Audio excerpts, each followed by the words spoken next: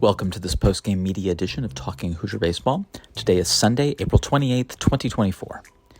Indiana did the one thing they struggled with on Saturday. They did damage right after a mid-inning pitching change and cashed in big on RBI opportunities. Devin Taylor continued his torrid weekend, going 2 for 4 with a double and a homer. Aydan Decker-Petty earned the win in 4.2 innings, allowing no hits, earned runs, or walks. The media met with Taylor, Decker-Petty, and head coach Jeff Mercer following the game. Devin, can't really describe how much you've been hitting the ball crazy lately. Just what's been different this weekend? How are you feeling? I mean, I'm feeling good. Just honestly, like when I'm in the box, like I'm not thinking about anything. Just see ball, hit ball right now. It's working for sure. How are you liking the leadoff spot? I'm loving it, man. I've always wanted to bat leadoff. Like I batted leadoff a couple times when I was in my high school days, but going back to it was great back memories. It's been fun. Do you notice the difference the way the pitchers are pitching you in that leadoff spot? I feel like there's no difference. Like they're still trying to pitch around me regardless. Aydan, what do you feel really worked for you today against this Rutgers team? Sinker, slider. Just going in with sinkers and then going away with sliders. It was a great combination. You've had a couple good outings now against Big Ten opponents. Has there been any sort of adjustment from earlier in the season? Just attack more overall. I was getting like 0-1, 0-2, not really putting them away, just attacking on that third pitch, getting them out. 3-game sweep, and this is your fourth series you won again in the Big Ten. What kind of momentum do you feel going into the rest of the season? I mean, like, we're just winning every game. We know every game's important, so we're just winning game by game. That's all we care about. Aydan, Coach Mercer has talked about the defensive improvement as the season's gone along. How have you seen the defense improve this year? Oh, it's amazing. I mean, Carter had that catch out there, that last inning. We've been hustling, playing hard, and making great plays. Go ahead. Lengths of some of the outings is what Mercer's been stressing. You only used a total of 7 pitchers this weekend, and you went multi-innings. How big is that for your team, and what kind of goes into extending those appearances? It's huge. Just overall attacking, keeping the pitch count low and going at guys. Hopefully getting some early outs with some low pitch counts. Devin, the offense has been more effective today than yesterday when after a pitching change. Can you talk a little bit about how you guys approach that? Yeah, I mean, Coach Mercer talked about after the game, like, that's, like, our only kind of flaw. Like, of course we have flaws, like, swinging at pitches sometimes, but, like, we just need to make a quicker adjustment of, like, seeing a new pitcher right away, which is what we've been working on. So, there you go. We did it today.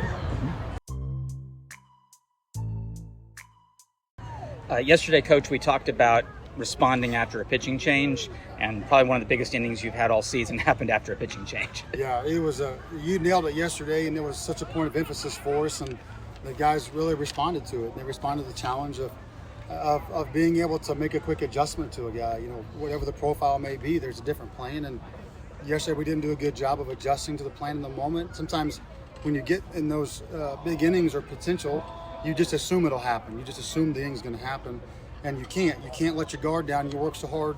It's so hard to get in those situations that when you get there, you have to be at your best then. You work hard to get there, and then you have to finish. And we talked about being a finisher. Finish the inning, finish both on the mound and offensively. And today we really stepped up. We were terrific. Obviously Cerny with the big blast, but we even continued there afterwards. I think another hit and then maybe another home run. And so we continued that inning when we had an opportunity to kind of really jump and take a commanding lead. And a big part of it is, these guys all year have been coachable and adaptable.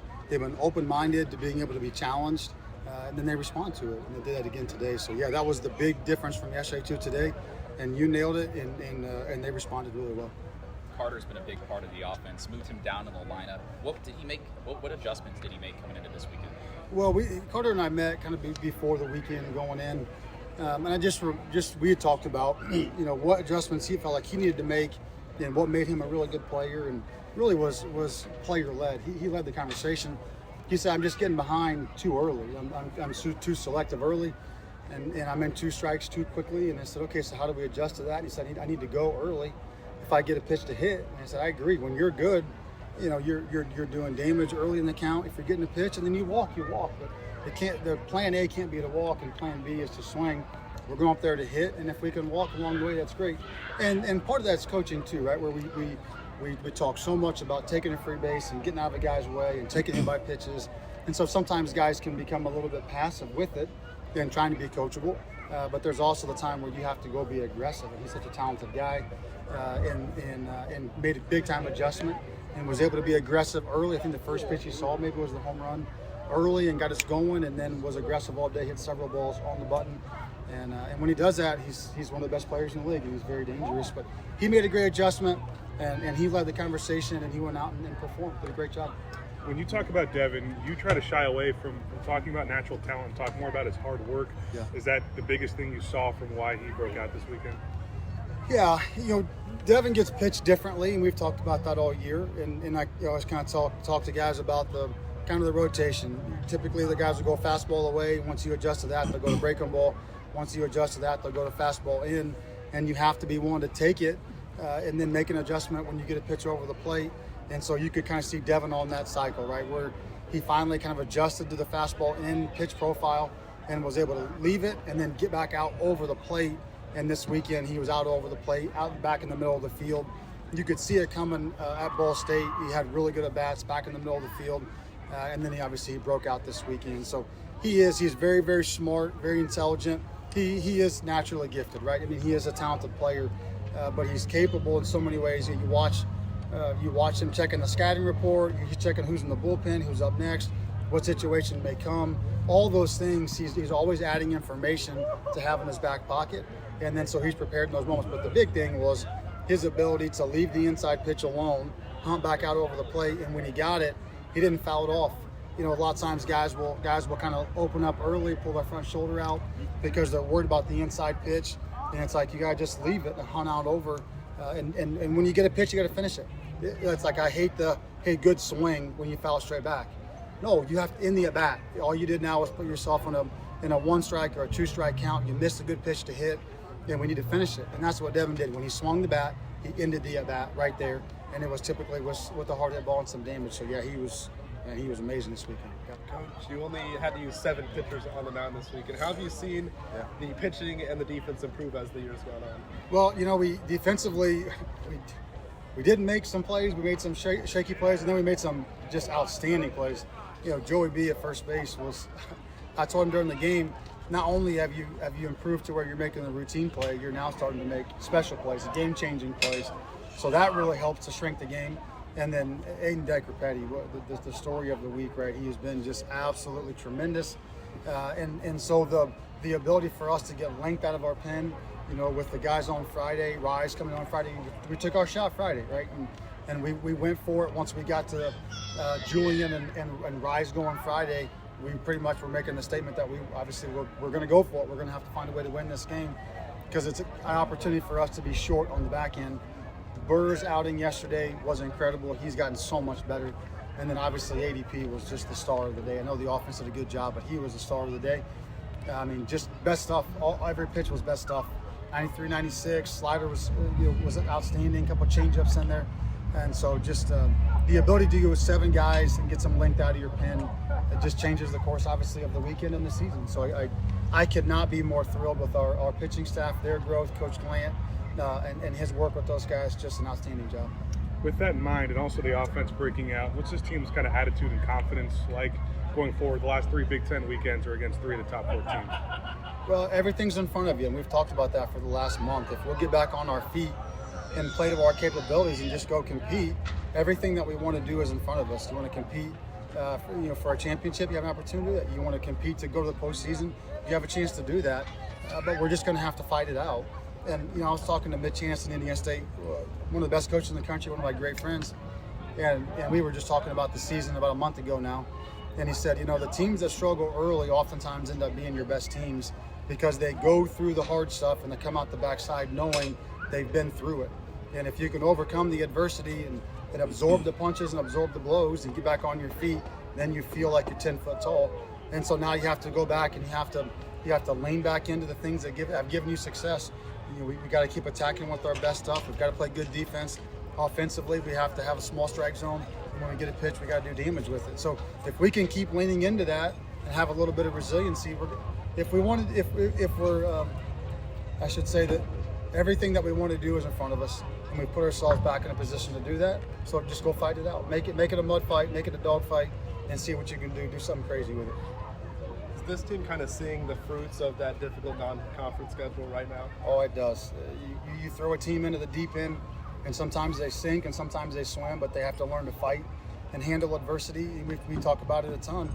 If you want to do, anything worth having is difficult, right? And you got to go play good teams. You got to go play in difficult environments. You got to get your butt kicked. And I know sometimes it's ugly and it hurts, but man, oh man, the character that it builds, the resiliency that it builds by doing that, it shows up late in the season. And it showed up for us. That, I told them all along, there's nothing that we haven't seen. There's no caliber of team that we haven't seen. There's no environment that we haven't been in. There's nothing that college baseball has to throw at us that we haven't already been through. So don't worry about it. Just go fight. Just go compete, knowing that you've gone through the tough stuff, and then find a way to compete your way out. But yeah, it's critically important to go challenge your team early in the non-conference season to prepare yourself for what's going to come next, which is going to be, a 8-10 weekend down the stretch, battle, and be tough enough to manage it. Is there a kind of balance with trying to take things game by game, but also kind of knowing there's a lot of pressure building for postseason contention? Well, I mean, pressure is a privilege, and so you get to have that opportunity by taking care of the day-to-day business. And I know that's super cliche and straight out of like coaches' cliche books, but if you don't make adjustments on the day-to-day, if you don't go over it, they always make fun of me because I've got all my game notes, and we have 30-minute game note meetings, once or twice a week. But if you don't do those things, if you don't have the player meetings, if you don't talk to those guys, if you don't get in the cages with them or on the bullpen with them, then I always look at it like this: like at any given time, there's like 8 to 10 guys that are in the right seats on the bus, so they're in the boat, and then you got to start pulling one guy at a time that's not in the boat in the right spot, and you got to get him right, and you just keep adding. You're trying to get the 10 to 15 or 15 to 18 guys that are in the right spot. And so the only way you can get your team collectively to go and be successful is if you have those 15 to 18 guys. So you just got to keep meeting and talking and coaching, and then you start to put yourself in a position to be able to even have those conversations. So we've done that. We get finals week this week, so they get to go and worry about their schoolwork for a week, and then obviously on to Purdue, which will be a good weekend. But you look at those things, but you really don't. I have no idea what RPI is. I have no idea where we stand. I don't care. We could be third, or we could be eighth in the league. I have no idea. It doesn't matter, because if you don't take care of the task at hand, then the future is already lost. So just stay on task, stay on point, and keep working at it. Coach, you talked about breakout weekends. You talked about them yesterday. Cal had a fantastic weekend. I did. What's been behind the scenes work to get to this week? Well, again, Cal had several injuries, and so he was coming back from that, and he's made several swing adjustments, and we've gone back and forth, watched video. And he's adamant about the things that he wants to do, and I'm adamant about things that I would like to see him do. And so, as with most things, the compromise, you got to meet in the middle and find a common ground to be able to work from. So his initial bat angle is critically important to him. So when he's really forward leaning, he bottoms out on the barrel on the backside. And so finding a neutral position, he doesn't want to be behind him too much, and I don't want him to be too far forward. So we just kind of settled on more of a vertical position, which is a little bit abnormal for us, but that really works for him. So if it works, it works. And once he was able, really, after his first 2 at-bats on Friday, we had a conversation in the dugout. It's like, for 1 at-bat, can we just try more neutral in it? And he was, smart enough and heady enough to do it. And the kind of the rest from there, he took over. And what it does is it doesn't force his contact point so far out front. It allows him to catch the ball a little bit deeper. When I make early decisions, I make bad decisions. The contact point closer to my front foot, and then all of a sudden, he is incredibly talented. There is not a more talented, naturally gifted hitter on our team. There's not a more talented hitter in this league. And so when he gets into a neutral position where his ability can take over, he is a dynamic offensive player that changes the game every time he walks to the plate. So kudos to him for working his tail off and being prepared and being adjustable. But that was a hell of a weekend for Cal. Indiana travels to West Lafayette to face Big Ten leading Purdue starting on Friday. The Hoosiers only trail Purdue and Illinois by 1 game, but Nebraska and Michigan are also within just 1 game with 3 weeks to go. See you at the BART.